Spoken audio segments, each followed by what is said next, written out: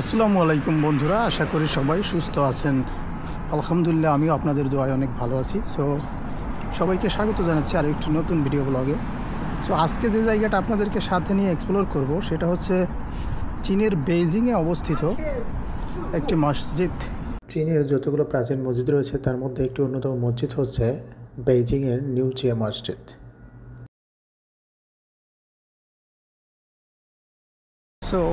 এটাই হচ্ছে বাহির থেকে একটু দেখানোর চেষ্টা করছি আমি, যদিও এখন মসজিদের ভিতরে প্রবেশ করব, তারপর আস্তে আস্তে আপনাদেরকে দেখানোর চেষ্টা করব। এটা হচ্ছে এন্ট্রান্স গেট। আপনারা হয়তো দেখতেই পাচ্ছেন এখানে কিছু লোকজন রয়েছে এবং আসসালামু আলাইকুম দেখতেই পাচ্ছেন চাইনিজ মুসলিম। আমি ওনাদেরকে সালাম দিলাম। এখন আমি ভিতরে অলরেডি ঢুকে গিয়েছি। ভিতরটা আপনাদেরকে ঘুরে ঘুরে কিন্তু দেখানোর চেষ্টা করব। দেখতেই পাচ্ছেন অফিস কক্ষ, একটা বিলবোর্ড এবং এখানে চাইনিজ ফ্ল্যাগ। মসজিদটা হচ্ছে একটু ভিতরে যেতে হবে, তাহলে মেইন যে জায়গাটাতে নামাজ পড়ায় সেই জায়গাটা দেখতে পাবেন। যদি ইতিপূর্বে আমি এখানে এসেছি, বাট ওইভাবে ভিডিও করা হয়নি।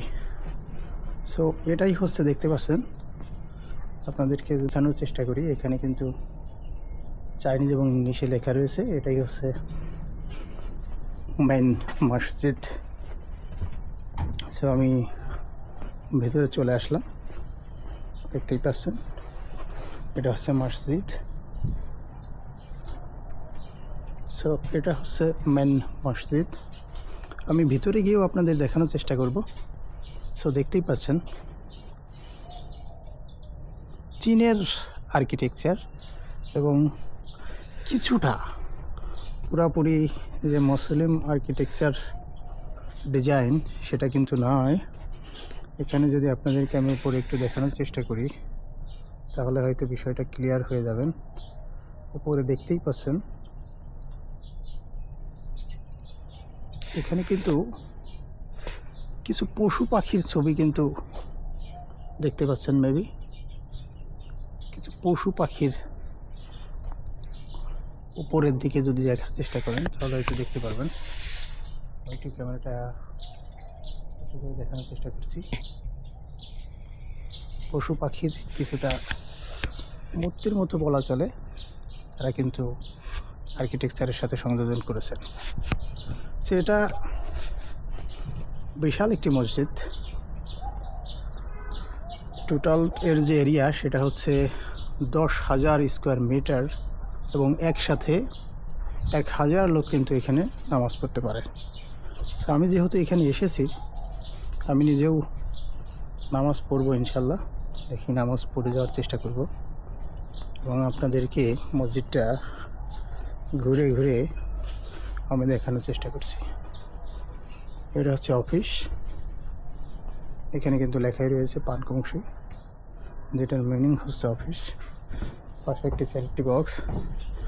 এখন আপনাদেরকে আমি যেটা দেখাবো সেটা হচ্ছে এইখানে একটি কবরস্থান রয়েছে এবং এই কবরস্থানের বিশেষত্বটা হচ্ছে এখানে শুধু ইমাম যারা এই মসজিদে যারা ইমামতি করেছেন তাদেরকে এখানে কবর দেওয়া হয়। যদিও এটা এখন তালাবদ্ধ, না হলে হয়তো ভিতরে গিয়েও আমি আপনাদেরকে দেখানোর চেষ্টা করতাম।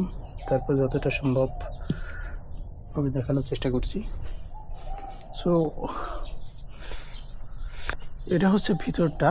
আর চাইনিজ মসজিদের মেন যেটা বিশেষত্ব সেটা হচ্ছে চায়নাতে কিন্তু মসজিদে একসাথে মহিলা এবং পুরুষ সবাই নামাজ পড়তে পারে, যার কারণে তাদের জন্যও আলাদা কিন্তু জায়গা থাকে।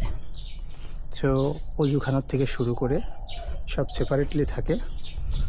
মহিলারা চাইলে মসজিদে এসে তারা কিন্তু নামাজ আদায় করতে পারে। ভিতরটা কিন্তু আমি ঘুরে ঘুরে আপনাদের দেখানোর চেষ্টা করছি। এটা হচ্ছে ভিতরটা। যদিও নির্মাণের পরবর্তীতে একাধিকবার এই মসজিদটাকে সংস্কার করা হয়েছে,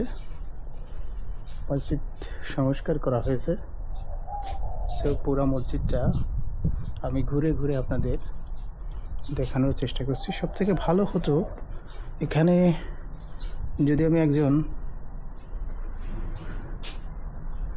মুসল্লি অথবা কাউকে পেতাম, তাহলে তাদের সাথে কিন্তু আমি কথা বলতাম এবং আপনাদেরকেও দেখানোর চেষ্টা করতাম।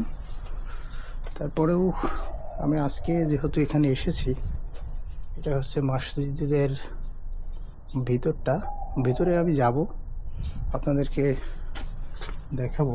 আগে বাহিরটা ঘুরে ঘুরে আপনাদেরকে দেখানোর চেষ্টা করছি। তো যেহেতু মসজিদের এরিয়াটা অনেক বড়, তো আমি একটু বাইরে যাব, বাইরেও দেখানোর চেষ্টা করব। তো দেখতেই পারছেন আর্কিটেকচার চাইনিজ আর্কিটেকচার, বাট চীনের সব থেকে বৃহত্তম মসজিদ, এবং এটি কিন্তু চীনের বেইজিংয়ের হার্টবিটে অবস্থিত। এবং বিভিন্ন সময়ে যখন বিভিন্ন দেশ থেকে বিভিন্ন মুসলিম ডেলিগেটসরা আসেন, এইটা হচ্ছে পুরুষদের জন্য অজুখানা।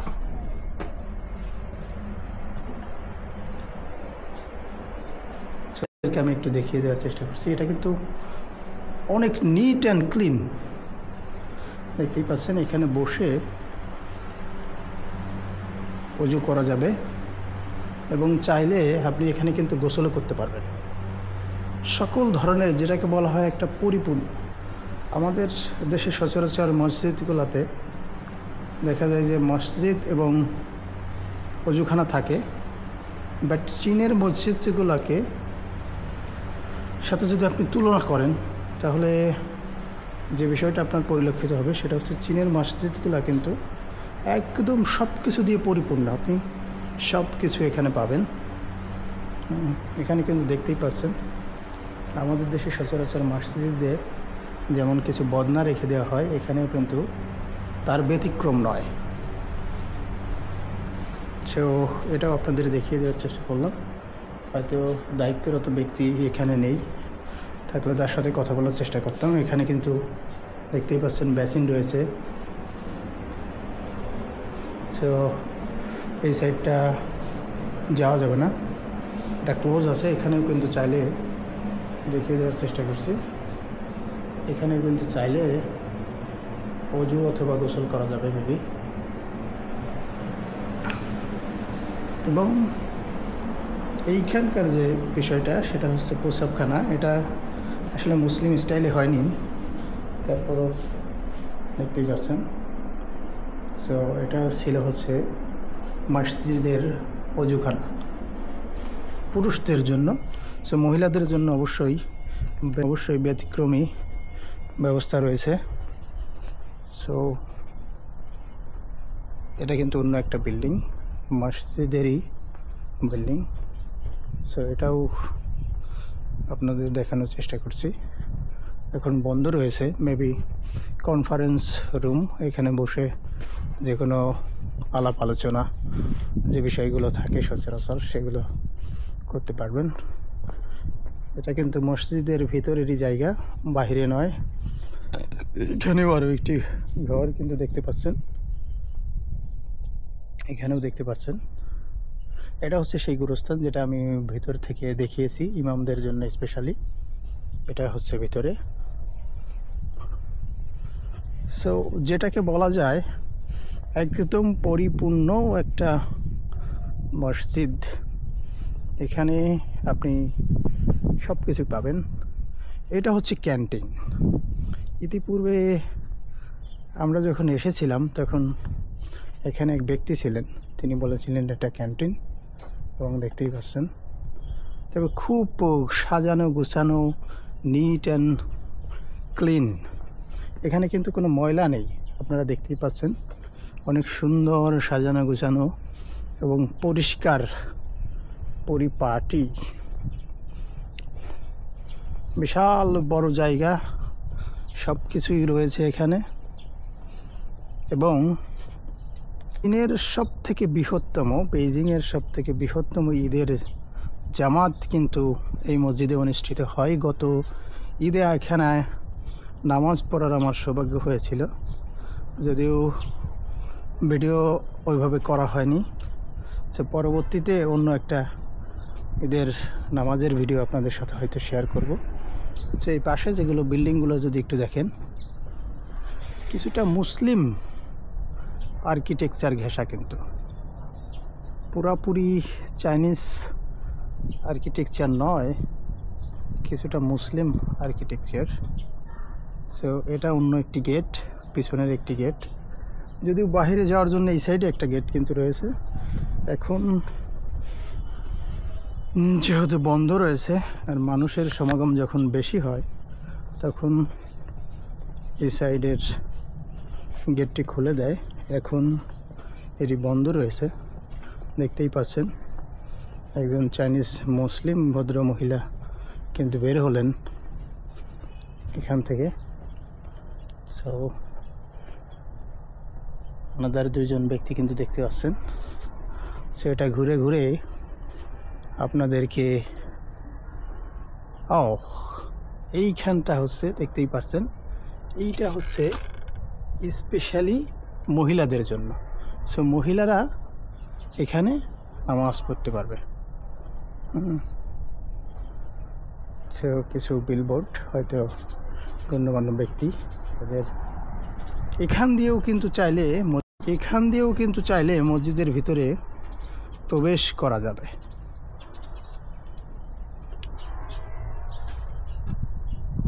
গেটটা দিয়ে ভিতরে ঢুকেছি, ওটা ছিল প্রবেশ পথ। আর যখন মানুষের খুব জনসমাগম বেশি হয়, তখন কিন্তু এই গেটটাও খুলে দেয়, ওটা দিয়ে প্রবেশ করে, এটা দিয়ে বের হয়ে যায়। সুন্দর একটি ব্যবস্থা। সো পুরো মসজিদটা ঘুরে ঘুরে আপনাদেরকে দেখানোর চেষ্টা করলাম। সো এখন আমি এখানে এক ওয়াক্ত নামাজ পড়ব এবং চেষ্টা করব এখানকার দায়িত্বরত কোনো ব্যক্তির সাথে একটু কথা বলার, আলাপচারিতায় মেতে ওঠার চেষ্টা করব। দেখা যাক সেটা হয় কি না। এবং মসজিদের ভিতরটাও আপনাদেরকে আমি দেখিয়ে দেব।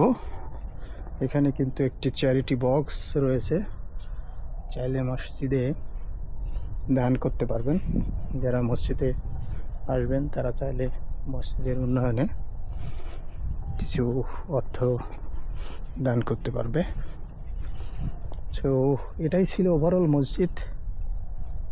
ভিতরটা আপনাদেরকে ঘুরে ঘুরে দেখিয়ে দেওয়ার চেষ্টা করলাম। এবং মসজিদটি নির্মিত হয়েছে 996 খ্রিস্টাব্দে। সো 996 খ্রিস্টাব্দ যদি এটি নির্মিত হয়ে থাকে, অলমোস্ট 1000 বছর কিন্তু এই মসজিদের বয়স হয়ে গিয়েছে। যদিও পরবর্তীতে এটাকে সংস্কার করা হয়েছে এবং এখনও সংস্কার কাজ চলমান, কিন্তু তারপরেও মসজিদটি কিন্তু অনেক পুরানো মসজিদ। চীনের সব থেকে পুরাতন মসজিদের তকমা কিন্তু নিয়েছে। সে ঘুরে ঘুরে আপনাদেরকে দেখিয়ে দেওয়ার চেষ্টা করলাম। সেও আশা করি ভিডিওটা আপনাদের ভালো লাগবে। এবং এটা মসজিদের ভিতরেরই একটা শপ। এখানে বিভিন্ন ধরনের যে মুসলিম রিলেটেড যে সকল প্রসাধন, মজার একটা বিষয় যেটা শেয়ার না করলেই নয়। আমি এখানে একটা অফিস রয়েছে, অফিসে পুরুষ মানুষ নেই, এক বৃদ্ধ মহিলা রয়েছে। তার সাথে আমি একটু কথা বলার চেষ্টা করলাম। তিনি আসলে ওইভাবে কথা বলতে ইচ্ছুক না, যার কারণে আসলে আমি আর কথা বাড়াইনি। জাস্ট তাকে বলেছি ওকে থ্যাংক ইউ বলে আর কি বের হয়ে এসে। বেস্ট হবে যদি কোনো পুরুষকে পেয়ে যাই, তাহলে হয়তো তার সাথে কথা বলবো। এবং ভিতরে কিছু মুসলিম রিলেটেড যেমন টুপি, জায়নামাজ, আতর টাতর বিক্রি করে, এখানেই একটা শপ রয়েছে।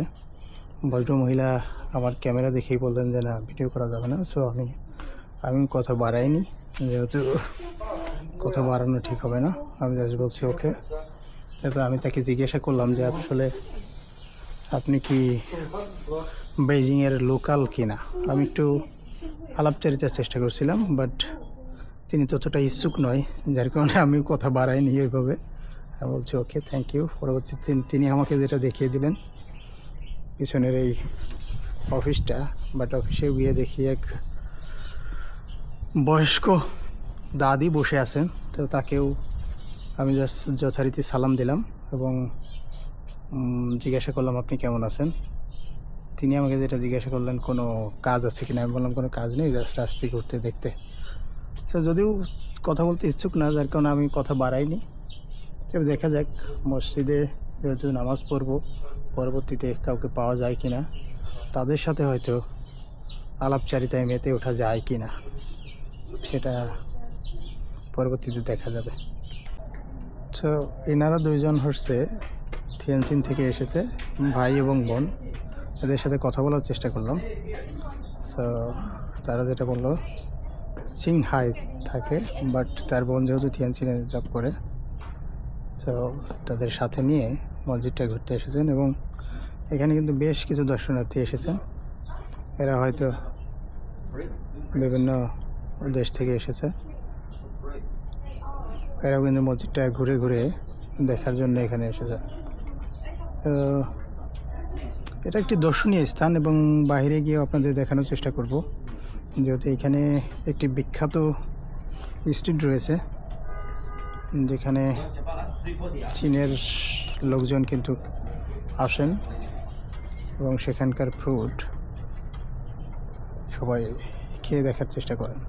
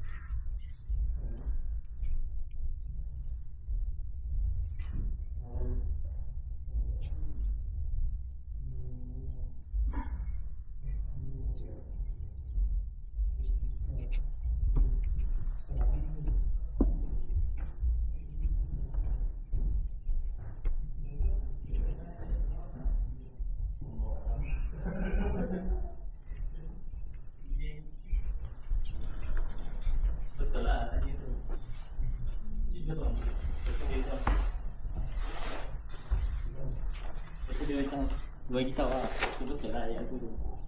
Lepas tu bila dia cakap, aku tak tahu ni.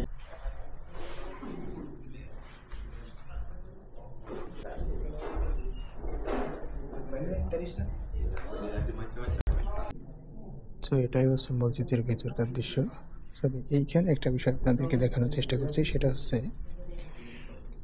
যারা শারীরিকভাবে অসুস্থ, দাঁড়িয়ে নামাজ পড়তে পারেন না, তাদের জন্য এই ব্যবস্থা করা হয়েছে। এখানে কিন্তু একটা টেবিলের মতো দেওয়া আছে, একটা চেয়ার দেওয়া আছে, যার ফলে তিনি যদি দাঁড়িয়ে নামাজ নাও পড়তে পারেন, তিনি কিন্তু সেজদা করতে পারেন। তো চায়নাতে কিন্তু মসজিদে যারা দাঁড়িয়ে নামাজ পড়তে পারেন না, তাদের জন্য এই ধরনের ব্যবস্থা থাকে।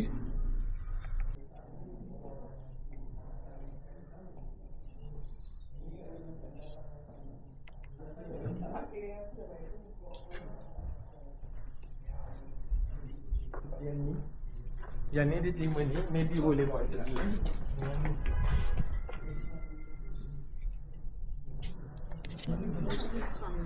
Thank you. Welcome welcome.